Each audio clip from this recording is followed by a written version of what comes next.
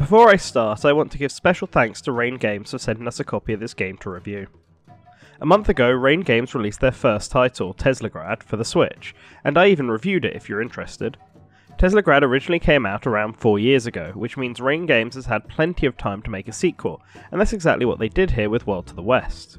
Originally launching in 2017 for PC, PS4 and Xbox One, World to the West decides to ditch the puzzle platforming of its predecessor and instead become a Zelda-like top-down action-adventure game. So is this a new and exciting world for fans of Rain Games, or should they never have embarked on this journey? Let's find out. World to the West, despite the genre and graphical switch, is a direct sequel to the game Teslagrad, which the game's opening informs you pretty much straight away, with callbacks to the hero and villain. However, the story here seems to be set at least 2 generations after that game, with a set of brand new protagonists for players to control. Yes, protagonists.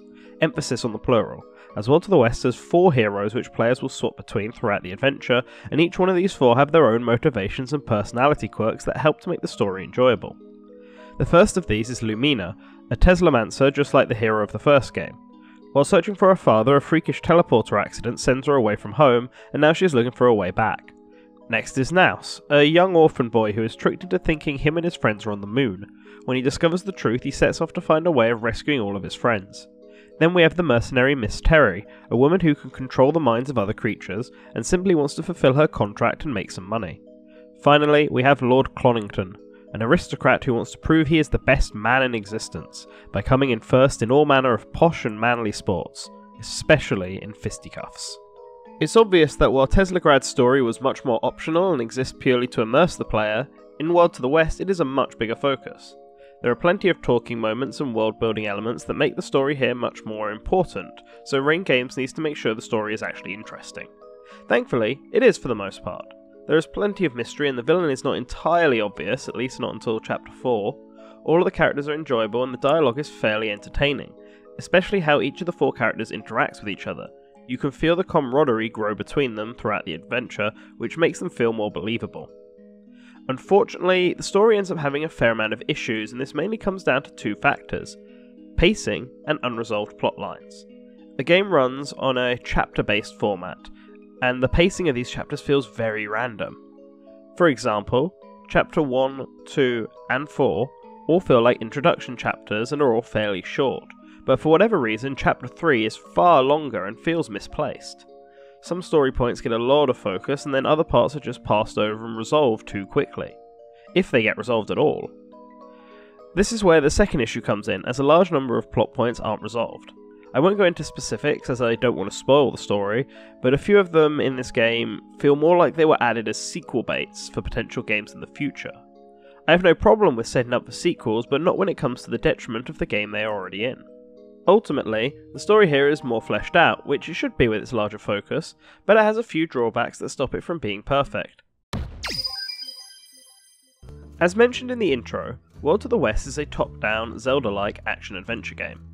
The twist this time is the addition of 4 playable characters, each have their own unique abilities that they use to solve puzzles and fight enemies. Players must swap between the 4 of them and use their powers in tandem to progress throughout an open world. Lumina, as a Teslamancer, has many of the abilities from the original Teslagrad, such as the warp dash, using magnetic paddles to rise, and a staff for close and range combat. Naus is the smallest character and so can squeeze through small gaps. His shovel allows him to dig through the earth and his ice skates allow him to cross water. He also has dynamite for fighting and blowing up rubble.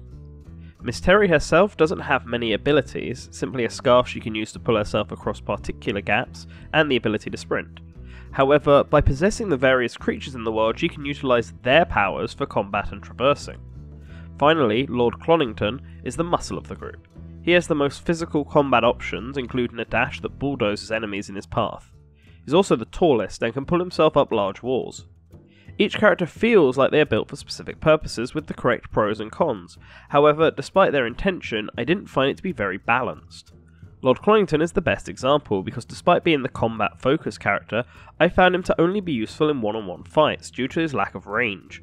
Instead, Lumina, who has a mixture of close and range combat and much wider arcs in her hits, plus a dodge, is so much better for fighting enemies that I almost always used her when I could. Thankfully though, the combat in this game isn't an absolute chore. I complained about bosses and combat in Teslagrad because it didn't feel like that game was built with combat in mind, but here it is a very different story. Multiple hit points that can be upgraded for each character, and different ways to fight, make this game's combat enjoyable rather than tedious, and in turn, this makes the game's boss battles also a lot of fun. What is a little tedious, however, is the ability to swap between characters. Rather than doing it on the fly, you have to swap out specific totem poles that you have discovered, and each character has their own space on the map. So swapping won't simply change the character on the spot, but take you to their last location. Sometimes this is fine. One notable area in the south of the map has this maze of overground and underground tunnels, and each character has their own specific way of getting through it. The puzzle is figuring out how each character works in the maze, and it's the right way to use the swapping mechanic. Other times, however, you are simply walking from point A to B and it's boring. A good example of this is in Chapter 5. You only have 2 characters to work with here, but it's a constant effort of walking to the next totem pole, swapping back to the previous character, and then walking to the exact same route again, doing the exact same thing. Then repeat this a few more times. It got very tedious. You can warp between totem poles, but the character you want to warp must have reached that totem pole first. I understand why it was done, but it still makes it boring. The ability to move all characters at once and swap on the fly could have sorted this problem out, but unfortunately that is not the case. For a game that is going for a kind of open world feel, and allows you to go anywhere as long as you have the right character, I was surprised at the lack of optional quests here. Just like the first game, there are various collectibles hidden around the world, some of which are required for the story, but that is it in terms of optional content. There are no side quests and no new items to find by exploring, only health pickups. What World of the West does offer, however, is a lot of fun. There is a good mix of combat and puzzles in this game, and each character does feel useful, even if some characters are clearly better than others. One thing that Teslagrad did well was the presentation, with its 2D hand-drawn art style really shining through. This time, Rain Games have taken that style and made them into 3D models, and it works to make a vibrant and colourful world. One thing I appreciated is every character, even minor NPC, look unique, and it helps to make the world feel real. The enemy design is a nice mix of cute and scary, and do well to inform the player of how dangerous they are, as well as what they can do. Just like the first game, the game design here is top notch. Thankfully, as well, this game has music, and good music at that. No longer are we left with ambient sounds, but instead music that is suited to adventuring, whether it be in the open plains or in the deep underground.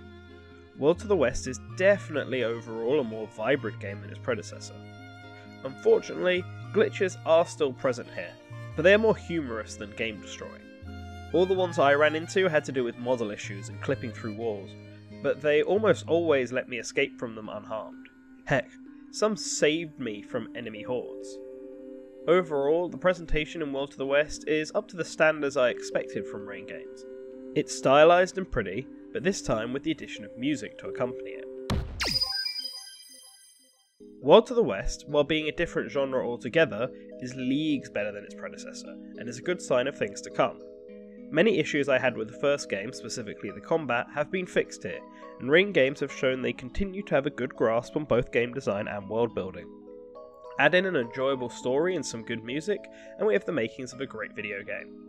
If you are missing some of that 2D Zelda action, then I highly recommend that you pick this up.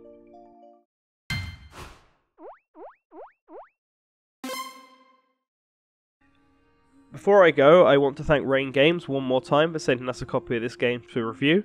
I really enjoyed it, and I'm looking forward to whatever your next adventure is. As for everyone else who are listening to this review, please let me know what you thought in the comments below. Give us a like if you enjoyed this video, and subscribe if you haven't already. If you want to feel really generous, we have a Patreon which you can reach by going to our website and clicking that donate tab. And yeah, that's all I have to say, so make sure you always return to the source and have a wonderful day.